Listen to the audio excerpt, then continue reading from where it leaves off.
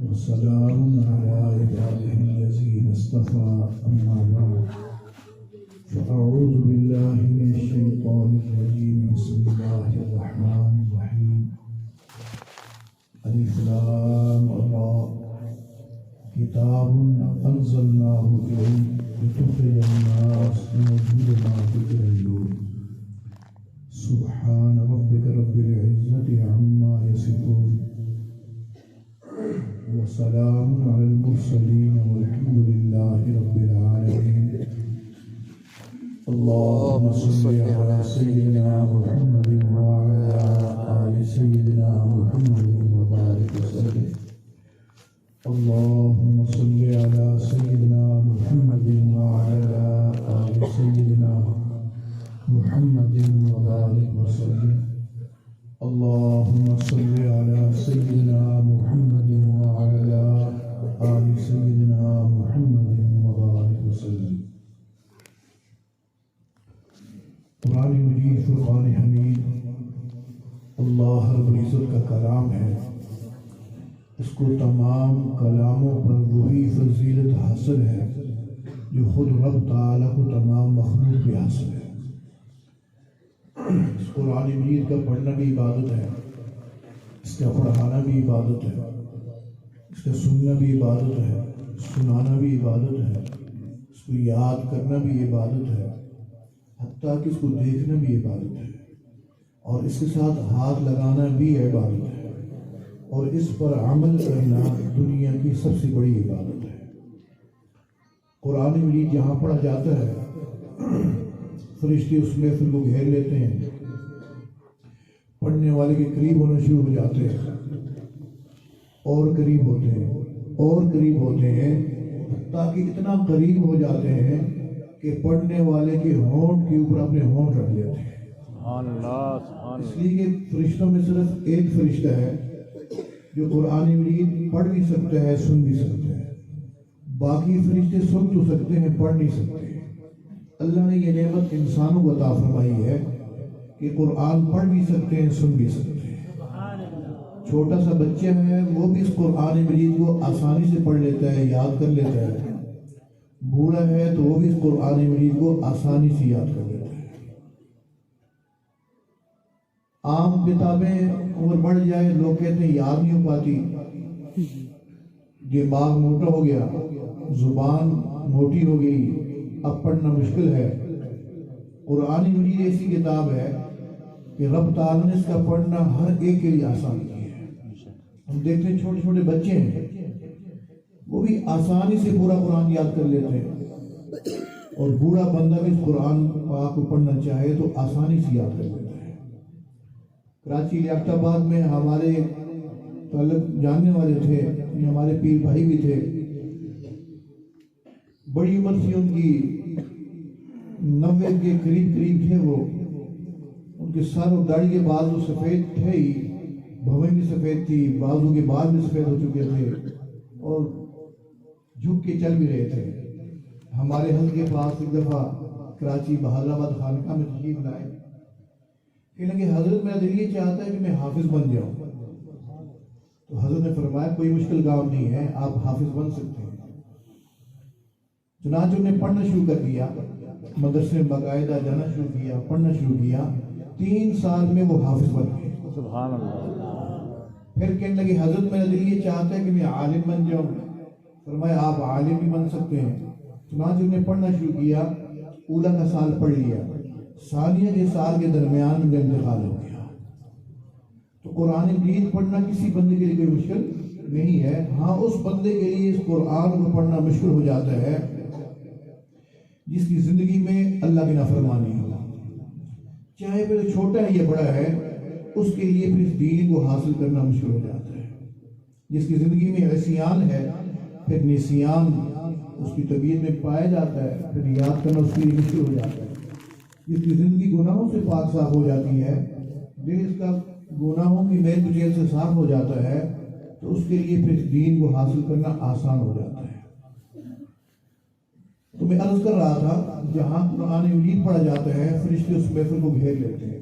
سید بن حضیر رضی اللہ تعالیٰ عنہ ایک رات تہجد میں تلاوت فرما رہے تھے، فرماتے میں دل یہ چاہ رہا تھا میں قرآن مجید تھوڑا اونچی آواز سے پڑھوں، تو میں اونچی آواز سے تلاوت کرتا، مجھے شور محسوس ہوا، تو میں نے جب کان لگا کے سنا تو باہر میرا گھوڑا جو بندھا ہوا تھا وہ عجیب قسم کی آوازیں نکال رہا تھا، اچھل کود شروع کر رہا تھا۔ میں آہستہ پڑھتا، اچھل کود بند ہو جاتی، آوازیں بند ہو جاتی، پھر میں اونچا پڑھتا تو پھر اس کی وہی حرکات شروع ہو جاتی۔ قریبی میرا بیٹا تنہا چارپائی کے اوپر لیٹا ہوا تھا، مجھے ڈر ہوا کہ اس اچھل کود میں میرے بیٹے کو کچل نہ ڈالے، تو پھر میں آہستہ پڑھتا۔ فرماتے رات کی دفعہ ایسا ہوا، صبح جب میں نے سلام پھیرا، دعا کے لیے ہاتھ اٹھائے، تو میں نے کیا دیکھا، میرے سر سے لے کے آسمان تک کچھ روشنیاں تھیں جو واپس جا رہی تھی۔ صحابہ رضوان اللہ تعالی علیہ مجمعین یہاں یہ بہت بہترین عملیہ تھا، جب بھی کوئی ایسی بات دیکھتے تھے آقا علیہ السلام کے سامنے لازمی تذکرہ کرتے۔ صبح کو نبی علیہ السلام کی خدمت میں حاضر ہوئے کہ اللہ کے محبوب صلی اللہ علیہ وسلم اس طریقے سے رات میرے ساتھ یہ واقعہ پیش آیا، صبح کو کچھ میں نے روشنیاں دیکھی جو میرے سر سے لے کے آسمان تک تھی اور واپس جا رہی تھی۔ امام الانبیاء صلی اللہ علیہ وسلم نے ارشاد فرمایا، میرے صحابی اگر تم قرآن پڑھتے رہتے آج مدینہ کے لوگ اپنی آنکھوں سے فرشتوں کو دیکھ لیتے۔ اس محبت کے ساتھ وہ تلاوت کرتے تھے کہ ان کی تلاوت سننے کے لیے آسمان سے فرشتے اتر آتے تھے۔ حضرت ابی بن کعب رضی اللہ تعالیٰ عنہ تلاوت فرما رہے ہیں، مسجد میں بیٹھے ہوئے تھے، اچانک نظر اٹھا کے دیکھا کہ سامنے سے آقا علیہ السلام تشریف لا رہے ہیں، خاموش ہو گئے، ادب میں خاموش ہو گئے۔ آقا علیہ السلام نے وہیں سے فرمایا، ابی آپ تلاوت کرتے رہو، آپ تلاوت کرتے رہو، کہ اللہ کے محبوب یہ قرآن آپ کے اوپر اترا اور میں آپ کے سامنے تلاوت کروں۔ فرمایا ہاں تم تلاوت جاری رکھو۔ صحابی تھے، آقا علیہ السلام کے مزاج کو سمجھتے تھے، کہنے لگے کیا اللہ نے حکم دیا میں تلاوت کروں؟ فرمایا ہاں اللہ نے حکم دی ہے۔ اللہ اسے مانی کہ ہاں اللہ نے میرا نام لے کے فرمایا ہے۔ فرمایا نعم اللہ سماک، ہاں ابی بن کعب اللہ نے تیرا نام لے کے فرمایا ہے، میرے محبوب ابی بن کعب سے کہو وہ تلاوت کرتا رہے، فرش پہ آپ اس کا قرآن سنیے، عرش پہ میں خدا اس کا قرآن سنتا۔ ماشاءاللہ۔ قرآن مجید جہاں پڑھا جاتا ہے نا، وہ لوگوں کے دلوں کے اندر اپنا راستہ خود بناتا ہے۔ جسے ہمارے قریب سے یہاں سرن جو دریا گزر رہا ہے، ہم میں سے کسی نے اس کا راستہ نہیں بنایا، نہ ہمارے آباء و اجداد میں سے کسی نے اس کا راستہ بنایا ہے، اس لیے کہ پانی جہاں سے گزرتا ہے وہ اپنا راستہ خود بناتا ہے۔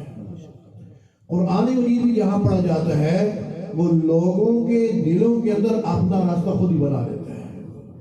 کسی نے کہا ادھر کر حرا سے سوئے قوم آیا، ایک نسخہ کیمیا ساتھ لایا، وہ بجلی کا کڑکا تھا یا صوت ہادی جس نے عرب کی زمین ساری کی ساری ہلا دی۔ سبحان اللہ۔ صحابہ کرام رضوان اللہ تعالی علیہ مجمعین، بلکہ خود امام الانبیاء صلی اللہ علیہ وسلم کے پاس لوگ آتے تھے تو نبی علیہ السلام ان کے سامنے کوئی لمبی چوڑی تقریر نہیں فرماتے تھے۔ تلا علیہم القرآن، قرآن مجید کی جب آیات تلاوت فرماتے تھے تو جو بھی سنتا تھا وہیں بیٹھ جایا کرتا تھا۔ ہم سب لوگ مسلمان بیٹھے ہوئے ہیں، کافر بھی اس قرآن کو توجہ سے سن لیتا ہے، رب تعالیٰ اس کے دلوں کو نرم فرما دیتے ہیں، اس کے آنکھوں سے آنسو جاری ہو جاتے ہیں۔ ہمارے حضرت فرماتے ہیں 1984 میں امریکہ گیا ہوا تھا تو مصر سے قاری الباسط رحمہ اللہ بھی تشریف لائے ہوئے تھے۔ قاری صاحب کی ہم تلاوت سنتے، کتنے پیارے انداز میں وہ تلاوت کرتے تھے، ان کے کلپ آج کل ملتے ہیں۔ فرماتے ہیں قاری صاحب تلاوت کرتے تھے، اسی تلاوت کے بعد میں کچھ نہ کچھ بیان کر دیتا تھا۔ فرماتے ایک محفل میں قاری صاحب نے تلاوت کی تو کافی لوگ پڑھے لکھے بیٹھے ہوئے تھے، دور دور سے بھی آئے ہوئے تھے، تو بعد میں جب سوال جواب کی نشست ہوئی تو اس میں کسی نے پوچھا قاری صاحب آپ اتنے بہترین انداز میں تلاوت کرتے ہیں کہ آپ کی تلاوت سننے کے لیے لوگ کئی ریاستوں کا سفر کر کے آتے ہیں، کیا آپ نے اس قرآن کا کوئی معجزہ بھی دیکھا ہے؟ تو قاری صاحب فرمانے لگے ایک معجزہ نہیں، میں نے سینکڑوں معجزے دیکھے۔ قاری صاحب کوئی ایک آدھ ہمیں بھی بتا دیجئے۔ فرمانے لگے یہ اس زمانے کی بات ہے جب روس دنیا کے اوپر چھایا ہوا تھا، اس کی چلتی تھی جسے آج امریکہ کی چلتی ہے۔ ہمارے ملکوں کے صدر اور وزیر اعظم وہاں جایا کرتے تھے ان سے مشورہ لینے کے لیے کہ ہم اپنا ملک کیسے چلائیں۔ تو قاری صاحب فرماتے ہیں ہمارے مصر کے صدر جمال عبد الناصر روس گئے ہوئے تھے، ان لوگوں میں اجلاس ہوا۔ اجلاس کے بعد کچھ وقت رکھا ہوا تھا آپس میں مل بیٹھ کے بات چیت کے لیے۔ تو اس وقت کے اندر ان لوگوں نے اور کوئی بات نہ ملی تو اسلام کے اوپر تنقید کرنی شروع کی۔ جیسے آج کل لوگ تقریباً بیٹھے ہوتے ہیں، وقت ہوتا ہے بھی فارغ اور کوئی بات نہیں ملتی تو ان کو مولوی مل جاتے ہیں، مدرسے مل جاتے ہیں، سارا کام مولوی نے خراب کیا ہوا ہے۔ تو یہ آج کی بات نہیں، یہ پرانی بات ہے۔ تو ان لوگوں کے پاس بھی وقت تھا تو ان لوگوں نے اسلام کی وہ تنقید کرنی شروع کی۔ اسلام تو یہ بنیاد پرستی سکھاتا ہے، یہ دہشت گردی سکھاتا ہے۔ ارے جمال عبد الناصر تجھے کیا ہو گیا؟ تو اس قرآن کو لیے پھر رہا ہے، تو ہماری تھیوری پڑھ، یہ سرخ کتاب پڑھ، اس کے یہ پڑھو گے تمہارے ملک کے اندر سائنسی ترقی ہو جائے گی، ریلوے کی جو ہے لائنیں بن جائیں گی، ایئرپورٹ بن جائیں گے، سڑکوں کے جال بن جائیں گے۔ تو کیا اس قرآن کو لیے پھر رہا ہے؟ تو جمال عبد الناصر صاحب ان داخلی لوگوں کو جواب تو دیتے رہے لیکن صحیح طریقے سے مطمئن نہ کر سکے۔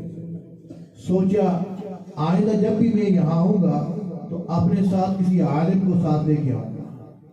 تو قاری صاحب فرماتے جب دوبارہ جانے لگے تو نے مجھے فون کیا، قاری صاحب فلاں دن آپ نے میرے ساتھ روس جانا ہے۔ میں نے کہا صدر صاحب روس میں عبد الباسط کا کیا کام ہے؟ عبد الباسط تو قرآن کی تلاوت کرتا ہے، وہ جائے سعودیہ جائے، پاکستان جائے، کسی اسلامی ملک میں جائے جہاں لوگ قرآن سنیں۔ وہ روس کے لوگ تو قرآن نہیں مانتے، اللہ کے رسول کو نہیں مانتے، خود رب تعالیٰ کی ذات کا انکار کرتے ہیں، وہاں عبد الباسط کا کیا کام ہے؟ نہیں قاری صاحب اب تیاری کریں، ہم نے بہرحال جانا ہے اس تاریخ۔ فرماتے ہیں ہم اس مقررہ تاریخ پر چلیں گے روس۔ اسی طریقے سے ان لوگوں میں اجلاس ہوا۔ اجلاس کے بعد کچھ وقت رکھا ہوا تھا آپس میں مل بیٹھ کے بات چیت کے لیے۔ تو ہمارے صدر صاحب نے کچھ ہمت کی اور ہمت کر کے کہا یہ جو میرے ساتھ ساتھی آئے ہوئے ہیں یہ آپ لوگوں کو کچھ سنائیں گے۔ تو یہ کیا سنائیں گے؟ یہ قرآن سنائیں گے۔ اچھا یہ سنائیں۔ قاری صاحب فرماتے ہیں جیسے مجھے صدر صاحب نے اشارہ کیا تو میں نے اپنی عادت کے مطابق تلاوت کرنی شروع کی۔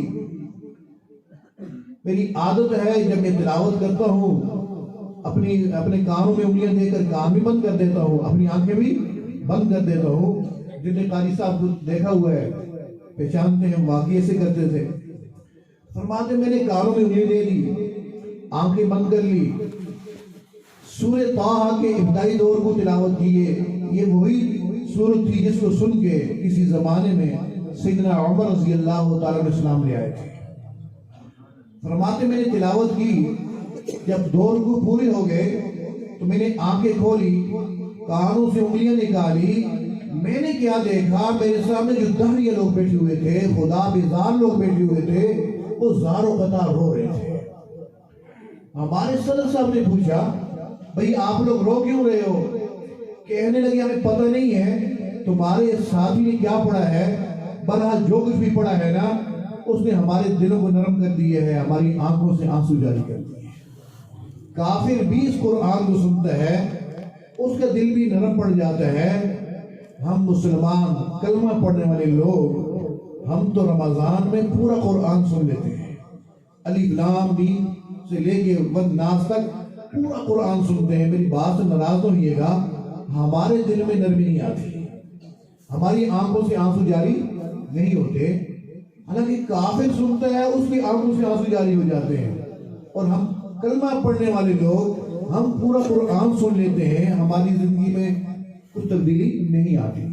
علماء فرماتے ہیں اس کی وجہ یہ ہے کہ جب دل کے اوپر گناہوں کی میل کچیل ہوتی ہے تو اس بندے کو قرآن کی نورانیت محسوس نہیں ہوتی، اس کو کچھ پتہ نہیں چلتا نماز کی چاشنی کیا ہے، سجدے کا سرور کیا ہے، رات کو اٹھ کے مناجات کرنے کی لذت کیا ہے، اللہ کے نام لینے کی لذت کیا ہے۔ عمریں گزر جاتی ہیں 30 سال 40 سال 50 سال 60 سال 80 سال گزر جاتے ہیں، لیکن اس بندے کو ایمان کی حلاوت کا پتہ نہیں ہوتا، ایمان کی مٹھاس کا پتہ نہیں ہوتا۔ تو ضروری ہے اس بندے کے لیے کہ پھر وہ اپنے آپ کو گناہوں سے پاک صاف کرے، تاکہ پھر اس کو قرآن کی نورانیت کا علم ہو، پھر الفاظ صرف الفاظ نہیں رہیں گے، اس کی حقیقت اس کو نصیب ہوگی۔ اور آسان کام ہے کلمہ پڑھنے والے بندے کے لیے، بہت ہی آسان کام ہے کہ ایک دفعہ کہہ لے اللہ میری توبہ، اللہ میں تمام گناہوں سے توبہ کرتا ہوں، اللہ آج کے بعد میں آپ کی نافرمانی نہیں کروں گا۔ جیسی بندہ توبہ کرتا ہے نا، اسی وقت کوئی دیر نہیں ہوتی، کوئی انتظار نہیں ہوتا، بلکہ ابھی الفاظ پورے ادا نہیں ہوتے توبہ کے، آدھا منہ کھلا ہوتا ہے، رب تعالیٰ اسی وقت توبہ قبول فرما لیتے ہیں۔ توبہ قبول فرما کر پھر اس جو ہے گناہگار بندے کے گناہوں کو معاف فرما کر اس کو جو ہے انتہائی پرہیزگار بنا دیتے ہیں فوراً۔ کیسے ہو سکتا ہے؟ میں تو گناہوں کے اندر ڈوبا ہوا ہوں، مولوی صاحب کی بات بڑی دل کو لگ رہی ہے، لیکن میرے گناہ کیسے معاف ہو سکتے ہیں؟ اتنا کوئی باپ اپنے بھاگے ہوئے بیٹے کے واپس آنے کا انتظار نہیں کرتا، کوئی ماں اپنے ناراض بیٹے کے راضی ہونے کا اتنا انتظار نہیں کرتی جتنا انتظار رب تعالیٰ اپنے گناہگار بندے کی توبہ کا کر رہا ہوتا ہے۔ کب یہ میرا بندہ توبہ کرے گا، میں اس کی توبہ قبول کر کے اس کے گناہوں کو معاف فرما دوں۔ لہذا آج جو یہ محفل ہے، عظمت قرآن کی محفل ہے، دعاؤں کی قبولیت کا وقت ہے۔ آج ارادہ کریں کہ آج ہم نے اس محفل میں اپنے رب کو منا کے اٹھنا ہے، رب تعالیٰ کو راضی کر کے اٹھنا ہے، اپنی زندگی کو تبدیل کرنا ہے۔ صبح ہوئی، شام ہوئی، زندگی یوں ہی تمام ہوئی۔ ہر روز بندہ کہتا ہے کل سے میں نیک بن جاؤں گا، وہ کل آ ہی نہیں پاتی۔ جس کل کو بندہ نیک بنے، کل نہیں، میں نے آج ہی سے اپنے آپ کو نیک بنانا ہے۔ اگر بندہ ہمت نہیں کرے گا، گناہوں سے اپنے آپ کو نہیں چھڑائے گا، تو یہ پھر شادیوں کے ہو جانے سے یا بوڑھا ہو جانے سے یہ عادات ختم نہیں ہوتی ہے۔ کوئی بندہ یہ کہے کہ اب تو شہوانی طاقتیں بھی ہیں، ابھی مشکل ہے، جب بوڑھے ہو جائیں گے تو کیا ہو جائے گا، ٹھیک ہو جائے گا۔ نہیں، بڑھاپے کے اندر بھی عادتیں ختم نہیں ہوتی۔ ہمارے حضرت کے پاس ایک صاحب تشریف لائے، بہت نیک بندے تھے، صوم و صلات کے پابند تھے، تہجد گزار تھے، انتہائی نیک تھے۔ اتنے نیک تھے کہ علاقے کے لوگ ان کی ہر بات کو سنتے تھے، علاقے کے نوجوان ان کو اپنا امیر المومنین کہتے تھے۔ یہ جو بات کہتے ہیں نا، ان کی بات کو ہم رد نہیں کر سکتے۔ ہمارے حضرت کے پاس جب تشریف لائے، بتانے لگے حضرت میری زندگی میں کوئی نماز قضا بھی نہیں ہے، میں سب ادا کر چکا ہوں۔ حضرت تلاوت بھی پابندی سے کرتا ہوں، تہجد بھی پڑھتا ہوں، سارے نیک اعمال بھی کرتا ہوں۔ علاقے کے لوگ بھی میرے اوپر اعتماد کرتے ہیں میرے اوپر، مجھے کہتے ہیں تم ہمارے علاقے کے امیر المومنین ہو۔ میں کوئی غیر شرعی جو ہے کام بھی اپنے علاقے میں نہیں لیتا، لیکن حضرت میں اپنا دکھا کس کو سناؤں؟ میں نے سوچا آپ کے پاس جاؤں اور آپ کو بتاؤں حضرت میری آنکھوں کے اندر وہی لالچ ہے جو کسی 17-18 سال کے لڑکے کی آنکھوں کے اندر ہوتی ہے۔ تو بڑھاپے سے یہ چیزیں ختم نہیں ہوتی ہیں۔ خود کہہ رہے تھے کہ حضرت میرے اندر اتنی طاقت بھی نہیں ہے کہ میں کسی عورت کے پاس جا سکوں، لیکن آنکھوں میں اندر لالچ وہی ہے۔ اگر ہم یہ گندی عادات سے توبہ نہیں کریں گے تو پھر بڑھاپے سے ختم نہیں ہوتی۔ یہ اتنی گندی عادت ہے کہ بندے کے سامنے بندہ چل رہا ہے نا، بازار میں چل رہا ہے، ادھر دیکھ رہا ہے، ادھر دیکھ رہا ہے، ادھر دیکھ رہا ہے، میری بات سے ناراض ہو یہ گا، یوں وہ لوگوں کو دیکھ رہا ہوتا ہے، غیر محرم عورتوں کو دیکھ رہا ہوتا ہے، کئی لڑکوں کو دیکھ رہا ہوتا ہے، جسے کتا راستے میں چل رہا ہوتا ہے، ادھر سونگ رہا ہوتا ہے، ادھر سونگ رہا ہوتا ہے، ادھر سونگ رہا ہوتا ہے، بالکل یہی عادت ہوتی ہے۔ اتنی گندی عادت ہے کہ اسی حالت کے اندر بندے کو موت آ جاتی ہے، فرمایا ایسے بندے کا خاتمہ کفر میں ہوتا ہے جو اپنی نگاہوں کی حفاظت نہیں کرتا۔ محترم دوستوں بزرگوں، ہم میں سے ہر بندہ اپنے آپ کو جانتا ہے کہ اس کے اندر کیا کیا گندی عادات پائی جاتی ہیں۔ لوگ تعریفیں کرتے ہیں، لوگوں کی تعریفوں سے کچھ نہیں ہوتا۔ ابھی جو ہے مولانا فرماتے استاد صاحب ان کو بلائیں گے، استاد صاحب کہتے ہیں یہ بلائیں گے، جس کو بہت بڑی بلا ہے اس کو بلائیں گے۔ میں تو اپنے آپ کو جانتا ہوں، میں آپ کو نہیں جانتا، اتنا جانتا ہوں کہ آپ لوگ بہت نیک ہیں، کتنی توجہ سے بات سن رہے ہیں، کتنی دیر سے بیٹھے ہوئے ہیں۔ آخر اللہ کی محبت ہے، اللہ کے رسول کی محبت ہے، تبھی تو آپ لوگ کی توجہ سے بیٹھے ہوئے ہیں، توجہ سے بات سن رہے ہیں۔ آپ میری تعریف کر رہے ہوں گے، بڑا نیک آدمی لگ رہا ہے، لیکن ہر بندہ اپنے آپ کو جانتا ہے۔ رب تعالیٰ نے ہمیں ایک دوسرے سے چھپایا ہوا ہے، یہ امام الانبیاء محمد رسول اللہ صلی اللہ تعالی علیہ وسلم کی دعاؤں کے صدقے۔ نبی علیہ السلام نے دعا فرمائی، اللہ میری امت کی شکلیں ان کے گناہوں کی وجہ سے مسخ نہ کرنا۔ سابقہ امتوں میں لوگ گناہ کرتے تھے، ان کی شکلیں مسخ ہو جاتی تھی، بندر اور خنزیر بنا دی جاتے تھے۔ امام الانبیاء صلی اللہ علیہ وسلم کی دعاؤں کے صدقے رب تعالیٰ نے ہماری ظاہری شکل تبدیل نہیں فرمائی۔ ہاں باطنی شکل ویسی ہوتی ہے جیسے بندے کے اعمال ہوتے ہیں۔ جس بندے کے اندر حرص کی بیماری ہوتی ہے، احادیث میں آتا ہے اس کی باطنی شکل کتے جیسی ہوتی ہے، یعنی عالم مثال میں جو اس کی شکل دکھائی جاتی ہے نا وہ کتے جیسی ہوتی ہے۔ وہ بندہ جو دوسروں کو دھوکے دیتا ہے، چلاکیاں دکھاتا ہے، اس کی جو عالم مثال میں شکل دکھائی جاتی ہے وہ بندر جیسی ہوتی ہے۔ وہ بندہ جو فحاشی کا عادی ہوتا ہے، بڑے گناہ کا عادی ہوتا ہے، اس کی جو شکل دکھائی جاتی ہے وہ خنزیر جیسی ہوتی ہے۔ وہ عالم جو بے عمل ہوتا ہے، اس کی جو شکل دکھائی جاتی ہے وہ گدھے جیسی ہوتی ہے۔ تو جو اعمال کرتے ہوئے بندہ دنیا سے جائے گا، قیامت کے دن انہی شکلوں میں اٹھایا جائے گا۔ کہ ایسا نہ ہو جائے کہ ہمارا ظاہر کچھ ہو، ہمارا باطن کچھ ہو۔ لوگوں کے سامنے ہم نیک ہوں، تنہائیوں میں شیطان بھی ہم سے بنا مانتا ہے۔ اگر ہمارے ظاہر اور باطن میں فرق ہے تو آج اس محفل میں ارادہ کریں کہ آج سے ہم نے تمام گناہ کو چھوڑنا ہے۔ وَذَرُوا ظَاهِرَ الْإِثْمِ وَبَاطِنَهُ، تم چھوڑ دو ان گناہوں کو جو تم ظاہر میں کرتے ہو اور ان گناہوں کو جو تم چھپ کے کرتے ہو۔ جب بندہ ظاہری اور باطنی گناہوں سے سچے دل کے ساتھ توبہ کر لیتا ہے، پھر سالوں کی بات نہیں ہوتی ہے، سالوں کی بات نہیں ہوتی ہے، مہینوں کی بات بھی نہیں ہوتی ہے، ایک مہینے کی بات بھی نہیں ہوتی ہے، چند دنوں کی بات ہوتی ہے۔ وہ جو برکتیں ہم کتابوں پڑھتے ہیں یا علماء سے سنتے ہیں، وہ برکتیں اپنی آنکھوں سے بھی نظر آتی ہیں۔ وَهُوَ مَعَكُمْ أَيْنَمَا كُنْتُمْ، وہ اللہ تمہارے ساتھ ہے تم جہاں بھی ہو۔ یہ معیت الہی والی کیفیت بندے کو محسوس ہونا شروع ہو جاتی ہے۔ تو کیا خیال ہے، آج ارادہ ہے انشاءاللہ تمام گناہوں سے توبہ کرنی ہے۔ پھر دل میں سوچے کس کس گناہ کے اندر میں مبتلا ہوں، کون سا عضو میرا گناہ کے اندر مبتلا ہے، تو ان تمام اعضاء کو گناہوں سے پاک صاف کریں گے، پھر اللہ کی رحمت اپنی آنکھوں سے دیکھیں گے۔ پھر نہ ہونے والے کام خود بخود ہونا شروع ہو جائیں گے، اٹکے ہوئے کام حل ہونا شروع ہو جائیں گے۔ آج ہم کہتے ہیں کہ ہم سونے کو ہاتھ لگاتے ہیں وہ مٹی بن جاتا ہے۔ حضرت جاب کے لیے جاتے ہیں، کوئی جواب ہی نہیں ملتا، جس کاروبار میں ہاتھ ڈالتے ہیں وہی ناکامی ہمیں دیکھنی پڑتی ہے۔ جب بندہ گناہوں سے پاک صاف ہو جاتا ہے، رب تعالیٰ ارشاد فرماتے میں اس کا سرپرست بن جاتا ہوں۔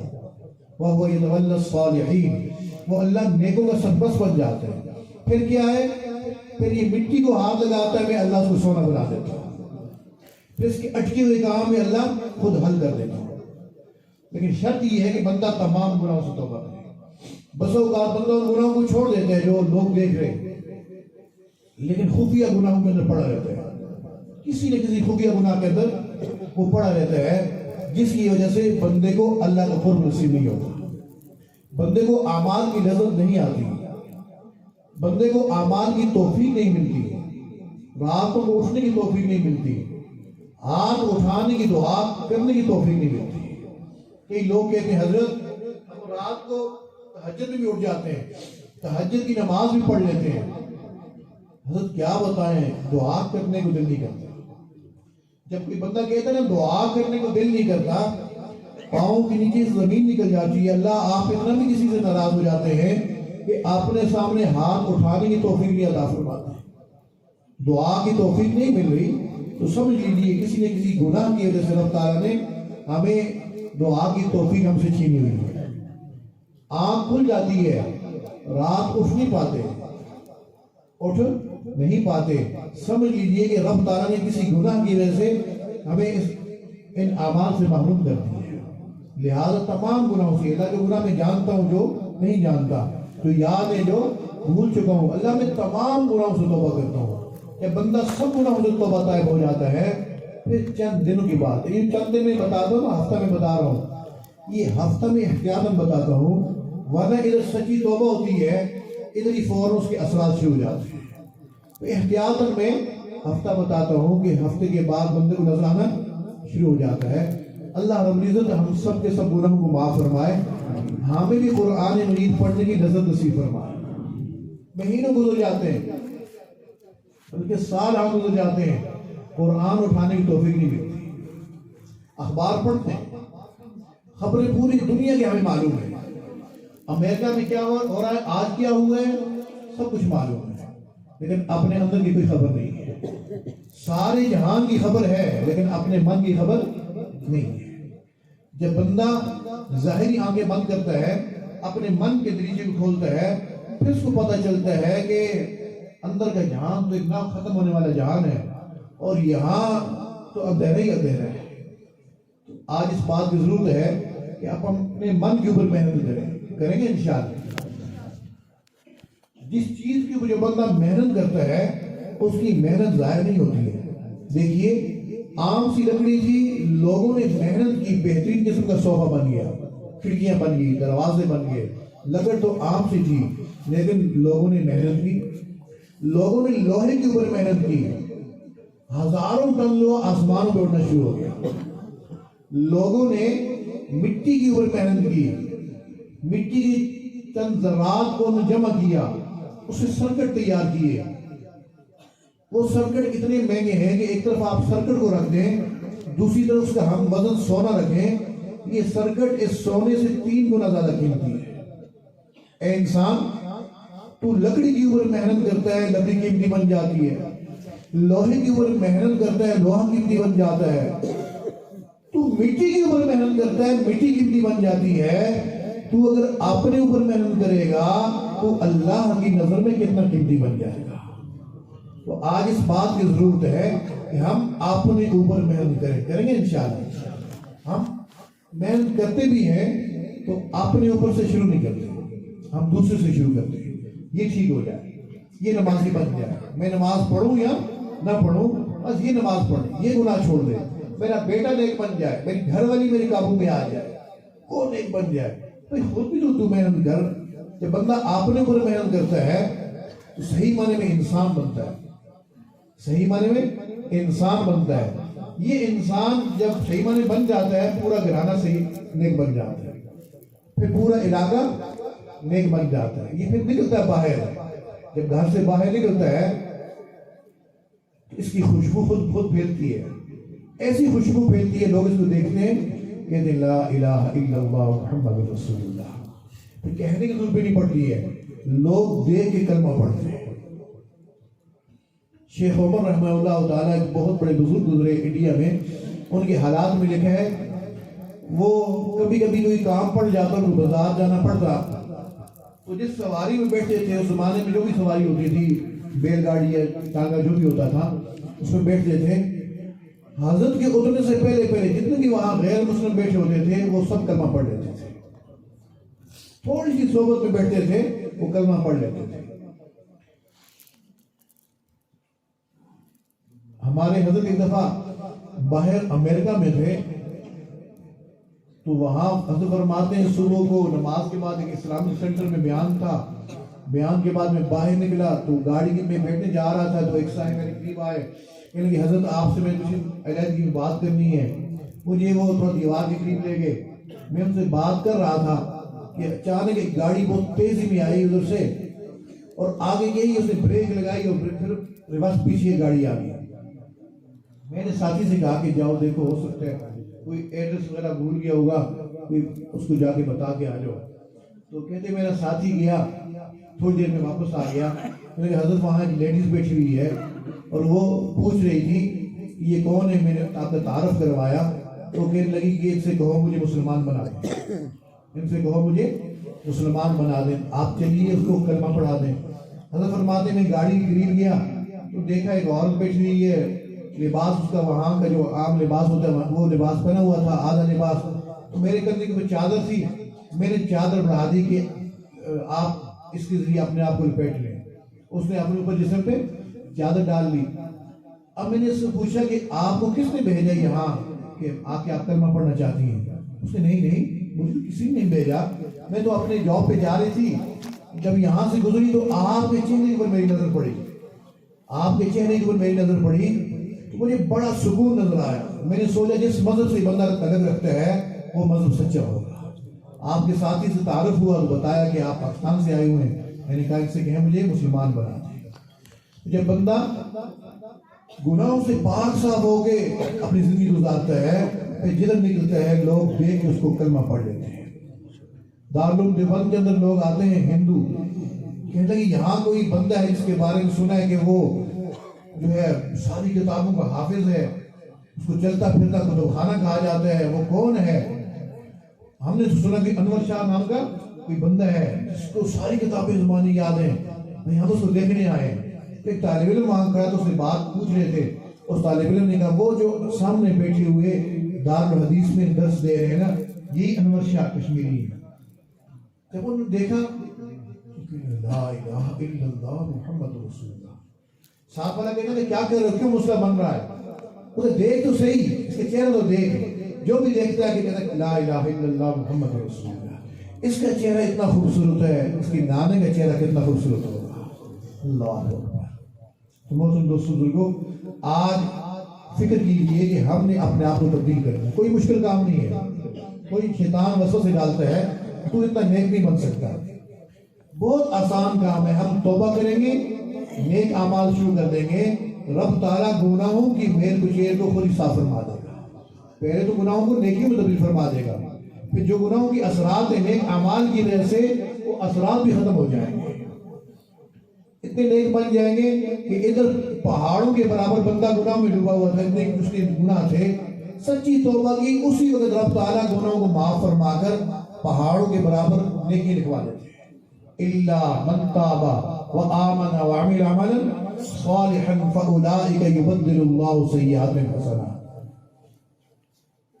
موسیٰ علیہ السلام عرض کرتے ہیں اللہ میرا دل یہ چاہتا ہے جو آپ کا سب سے بڑا نافرمان ہے میں اس کو دیکھوں. فرمایا ہاں میرے پیارے سامنے چلے جاؤ، گلی کی آخر میں جو بندہ بیٹھا ہوا ہے نا اس کو جا کے دیکھ کے آ جاؤ. دیکھ کے آئے، سارے گناہ اس کے اندر پائے جاتے تھے. کچھ عرصے کے بعد پھر خیال آیا مولا میرے دل کی چاہت یہ ہے کہ جو آپ کا سب سے بڑا نیک انسان ہو میں اس کو دیکھوں. فرمایا ہاں میرے پیارے اسی جگہ چلے جاؤ. دیکھا وہی بندہ بیٹھا ہوا ہے. یا اللہ یہ تو سب سے بڑا گناہ گار، سب سے بڑا نافرمان. فرمایا نہیں، ایک وقت تھا یہ سب سے بڑا نافرمان تھا، آج یہ سب سے بڑا نیک انسان ہے.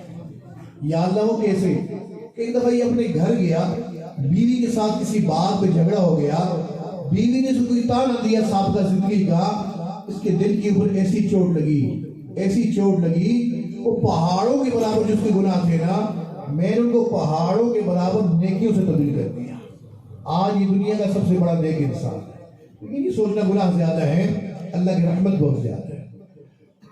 اور دوسری چیز کہ ہم اپنے اخلاق کو بھی بہترین بنائیں، اپنے اخلاق کو بھی بہترین بنائیں. امام الانبیاء محمد رسول اللہ صلی اللہ تعالی علیہ وسلم کے اخلاق کے مطابق اپنے اخلاق کو بنائیں. آج کئی لوگ نیک بھی ہوتے ہیں، نمازوں کے پابند بھی ہیں، تہجد گزار بھی ہیں، صف اول میں نماز پڑھتے ہیں، توڑ کے آتے ہیں صف اول میں. ہماری تکبیر اولیٰ بھی ضائع نہ ہو جائے، بہت اچھی بات ہے، ایسا ہی ہونا چاہیے. نیکی میں ایک دوسرے سے آگے بڑھنا چاہیے. لیکن کئی لوگ ایسے بھی ہوتے ہیں ادھر تو محنت ہو رہی ہے لیکن اخلاق ان کے بہت ہی کمزور ہوتے ہیں. ذرا سی کوئی بات ہوئی ایک دوسرے کی گربان پکڑ لیتے. مسجد میں اس سے بڑا نیک کوئی نہیں ہے. یہی بندہ جب گھر جاتا ہے اس سے بڑا درندہ کوئی نہیں ہوتا. مسجد میں زندگی اور ہے, باہر کی زندگی اور ہے. نہیں, اپنے اخلاق کو بھی ہم بہترین بنائیں. ہمارے اخلاق کیسے ہیں؟ ہمارا اٹھنا بیٹھنا چلنا پھرنا امام الانبیاء محمد رسول اللہ صلی اللہ علیہ وسلم کے طریقے کے مطابق. آج لوگ کہتے ہیں حضرت کوئی ایسا وظیفہ بتا دو کہ جس سے ہمیں آقا علیہ السلام کی زیارت ہو جائے, آقا علیہ السلام کی زیارت ہو جائے. ظاہر ہے ہر بندے کی تمنا ہے کہ ہم نبی اسلام کی زیارت کریں. ہم ایسے وقت کے اندر پیدا ہوئے, ہم آقا علیہ السلام کی زیارت نہیں کر سکے. کاش کہ خواب ہی کے اندر آقا علیہ السلام کی زیارت ہو جائے. پچھلے دنوں ایک محدث ایک جگہ بات فرما رہے تھے, فرمانے کہ جس بندے کو زندگی میں ایک دفعہ بھی آقا علیہ السلام کی زیارت نہیں ہوتی ہے وہ اپنی ایمان کی خیر منا ہے. تو ظاہر ہے ہر بندے کی تمنا ہونی چاہیے کاش کہ زندگی میں ایک دفعہ ہی آقا علیہ السلام کی زیارت ہو جائے. لیکن آپ حیران ہوں گے یہ جو علماء میرے دائیں بائیں بیٹھی ہوئے نا, یہ علماء ایسے ان کے اکابر ایسے گزرے ہیں, ایسے اکابر سے تعلق رکھتے ہیں یہ لوگ کہ ہمارے اکابر کہتے ہیں ارے تم لوگ خوابوں کے اندر کیوں نبی اسلام کی زیارت کرنا چاہتے ہو؟ تم بیداری کی حالت کے اندر آقا علیہ السلام کی زیارت کیوں نہیں کرنا چاہتے؟ چنانچہ ہمارے اکابر کہتے ہیں جو بندہ اپنا اٹھنا بیٹھنا چلنا پھرنا اپنی ہر ادا سنت کے مطابق بنا لیتا ہے, پھر خوابوں میں نہیں, پھر تو بیداری کی حالت کے اندر بھی آقا علیہ السلام کی زیارت ہوتی ہے. ہم یہ واقعات پڑھتے تھے اپنے بزرگوں کے, یہ سوچ آتی تھی نیک لوگ تھے بڑے لوگ تھے, اب وہ چیز کہاں رہی. لیکن آپ حیران ہوں گے 2-3 سال پہلے کی بات ہے, یہ اگی کے اندر میں گیا ہوا تھا, آج بھی وہاں گیا ہوا تھا, 2-3 سال پہلے کی بات ہے, میں وہاں گیا ہوا تھا. تو بیان کے بعد 2 طالب علم تھے مدرسے کے, وہ میرے پاس آئے کہ لگے حضرت آپ سے ہم نے ارادگی میں کچھ بات کرنی ہے. میں نے بعد میں ان کو بلا لیا تھا کمرے میں, میں کہ بتائیں کیا کہنا چاہتے ہیں؟ کہ لگے حضرت ہم 5-6 گھنٹے ذکر مراقبے میں بیٹھتے ہیں. میں نے کہا تو بہت بڑی بات ہے, اللہ کا کرم ہے آپ کے اوپر کہ اپنی پڑھائی کے ساتھ ساتھ آپ اتنا وقت نکال لیتے ہیں, بہت اللہ کا کرم ہو گیا. نہیں حضرت ہم ایک اور بات بتانا چاہتے ہیں. میں کہ بتاؤ؟ کہنے لگے حضرت جتنی دیر ہم ذکر مراقبے میں بیٹھے رہتے ہیں اتنی دیر ہمیں آقا علیہ السلام کی زیارت رہتی ہے. حضرت سر اٹھاتے ہیں زیارت ختم ہو جاتی ہے, پھر سر جھکاتے ہیں پھر زیارت شروع ہو جاتی ہے. اللہ اکبر. 1-2 مہینے پہلے میں راولپنڈی میں تھا, رائیونڈ کی ایک شاخ ہے زکریا مسجد, اس کے ایک طالب علم ان کا جو ہے کوہار سے تعلق رکھتا ہے, اس کے اسلائی تعلق ہے مجھ سے. تو میرے پاس آیا کہ حضرت میں معمولات کر رہا ہوں نا, عجیب ہے, میں سوچ رہا ہوں بتاؤں نہ بتاؤں, ڈر بھی لگ رہا ہے خوشی بھی ہو رہی ہے. میں کہ بولو. حضرت جب میں درود شریف پڑھتا ہوں تو میں دائیں بائیں جب بھی جہاں کی دیکھتا ہوں نا مجھے آقا علیہ السلام تشریف فرما بتاتے ہیں. اللہ. پرسوں میں اس کا فون آیا تو میں کہا اچھا بتاؤ وہ کیفیت باقی ہے کہ نہیں ہے؟ کہ حضرت الحمدللہ اس سے بڑھ چڑھ کے ہو رہا ہے. اللہ اکبر. تو جو بھی اپنی زندگی سنت کے مطابق بنا لیتا ہے, اٹھنا بیٹھنا اپنے ہر ادا نبی اسلام کی سنت کے مطابق بناتا ہے, پھر خوابوں میں نہیں, پھر تو بیداری کی حالت کے اندر بھی آقا علیہ السلام کی زیارت ہوتی ہے. تو آج سے محنت کرنی ہے انشاءاللہ, اپنے اوپر محنت کرنی ہے اور اپنے ہر اعضاء کے اوپر نظر رکھنی ہے. میرا کون سا عضو اللہ کی نافرمانی کے اندر مبتلا ہے؟ میری آنکھیں اگر اللہ کی نافرمانی کے اندر مبتلا ہے, میں نے آج سے اپنی آنکھوں کو پاک کرنا ہے. میرے کان اگر غلط باتیں سنتے ہیں, میں نے ان کانوں کو پاک رکھنا ہے. میری زبان سے بکواسات نکلتے ہیں, جھوٹ بولتا ہوں, غیبت کرتا ہوں, آج سے میں نے اپنی زبان کو کنٹرول کرنا ہے. میرے ہاتھ گناہ کرتے ہیں, میرے پاؤں گناہ کرتے ہیں, میں نے تمام اعضاء کو کنٹرول کرنا ہے. یوں ہر روز کو پاک کرتے جائیں گے, چند دنوں کے اندر ہم اللہ رب العزت کی رحمت اپنی آنکھوں سے دیکھیں گے. کریں گے انشاءاللہ. میں یہ سوچنا گناہ زیادہ ہے. اللہ تعالیٰ معاف کرنا چاہتا ہے, جو بھی ذرا سا رجوع کر لیتا ہے رب تعالیٰ فوراً اس کے گناہوں کو معاف فرماتے ہیں. میں بات کو سمیٹنگ طرف لے کے جا رہا ہوں. ایک بزرگ گزرے حافظ ابن قیم رحمہ اللہ تعالی, فرماتے میں ایک دفعہ کسی کام سے اپنے گھر سے باہر نکلا میں جا رہا تھا کہ گلی میں ایک مکان کا دروازہ کھلا، کچھ شور محسوس ہوا، میں نے یوں آنکھ اٹھا کے دیکھا، ایک ماں اپنے بیٹے کو گھسیٹتی ہوئی باہر لے کے آ رہی تھی، اس کو مار رہی تھی کہ دفعہ دور ہو جا، تو نے مجھے بہت پریشان کیا ہوا ہے، تو اس گھر میں رہنے کے قابل نہیں ہے، چلا جا یہاں سے۔ امام صاحب فرماتے ہیں اس عورت نے اپنے بچے کو دروازے سے باہر کیا، پیچھے دروازے کنڈی لگا دی۔ اب وہ لڑکا تھوڑی دیر وہاں کھڑا رہا، پھر گلی کی طرف، نکر کی طرف چلنا شروع ہو گیا۔ امام صاحب فرماتے میں نے دیکھا چھوٹا سا بچہ ہے، 8-9 سال کی قریب اس کی عمر ہوگی، یہ لڑکا کہاں جائے گا؟ وہ لڑکا چلتا رہا، گلی کے آخر تک پہنچ گیا، تھوڑی دیر وہاں کھڑا ہے، سوچ رہا ہے، رو رہا ہے، پھر آہستہ سے روتے روتے واپس آیا، دروازے سے ہاتھ لگاتا، دروازہ بند ہے، ہمت نہیں ہے دروازہ کھٹکھٹانے کی، ماں کا ڈر ہے، وہیں بیٹھ جاتا ہے، اتنی میں نیند آتی ہے، سو جاتا ہے۔ امام صاحب فرماتے ہیں میں سارا ماجرا دیکھ رہا ہوں، مجھ سے ہٹے نہیں جا رہا تھا، اتنے میں اس کی ماں نے پھر کسی کام سے دروازہ کھولا، دیکھا لڑکا یہیں لیٹا ہوا ہے، اس بیچاری کا غصہ بھی ابھی تک دور نہیں ہوا تھا، اس نے پھر اس کو بازو سے پکڑ کے اوپر اٹھایا، پھر گربان سے پکڑ کے جھنجھوڑا، ارے تو دفعہ دور کیوں نہیں ہو جاتا؟ کیوں مجھے پریشان کرتا ہے؟ جاتا کیوں نہیں ہے؟ اس نے روتے ہوئے کہا، امی جب آپ نے مجھے مارا تھا میں تو چلا گیا تھا، میں گلی کی آخر تک پہنچ گیا تھا، میں نے سوچا چلو چلا جاتا ہوں، کسی کی جوتے صاف کر لوں گا، کسی کی محنت سماجت کر لوں گا، اپنے پیٹ کی بھوک کو مٹا لوں گا، پر ابھی مجھے خیال اور آ گیا نا، اس وجہ سے میں واپس آ گیا۔ ارے تجھے کیا خیال آ گیا؟ امی مجھے خیال ہی آیا، ٹھیک ہے میں اپنی بھوک مٹانے کے لیے تو کچھ کر سکتا ہوں، لیکن جو محبت مجھے آپ دیتی ہے وہ محبت تو مجھے کوئی نہیں دے گا۔ ابھی یہ خیال آیا میں واپس آ گیا ہوں، اتنا چاہتی آپ مجھے ماریے، امی میں آپ کو چھوڑ کے نہیں جاؤں گا۔ ماں کہنے لگی اچھا لڑکے اگر تیرے دل میں یہ خیال آ گیا ہے تو میں نے بھی گھر کے سارے دروازے تیرے لیے کھول دیے ہیں، اس دروازے سے چاہو داخل ہو جاؤ۔ اسی طرح جب بندہ مومن اللہ رب العزت کے حضور روتا ہے، دعائیں کرتا ہے، مناجات کرتا ہے، الہی عبدک العاصی عطاکا، اللہ تیرا گنہگار بندہ تیرے در پہ حاضر ہے، اقرم بالذنوب وقد دعاکا، اللہ اپنے گناہوں کا اقرار کر رہا ہے، یعنی اللہ آپ سے یہ دعا کر رہا ہے، فَإِن تَغْفِرْ فَأَنْتَ لِذَاكَ أَهْلُ، اللہ اگر آپ معاف فرما دیں گے یہ آپ کی شان کے لائق ہے، فَإِن تَغْرُدْ فَمَن يَرْحَمُ سِوَاكَ، اللہ جیسی آئے تھے اگر ویسی خالی خلی واپس اٹھا دیا، آپ کے علاوہ کون ہے کہ میرے اوپر رحم کرے گا؟ کس سے مانگیں، کہاں جائیں، کس سے کہیں، اور دنیا میں حاجت روا کون ہے؟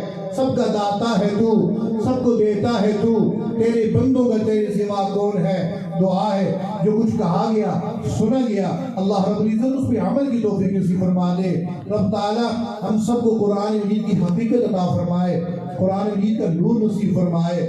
وہ بچے جن نے قرآن مجید کی تکمیل کی رب تعالی کو حافظ قرآن بنائے، عالم قرآن بنائے، ناشر قرآن بنائے، داعی قرآن بنائے، عاشق قرآن بنائے۔ رب تعالی کے صدقے ہم سب کو بھی قرآن مجید کا عشق نصیب فرما دے۔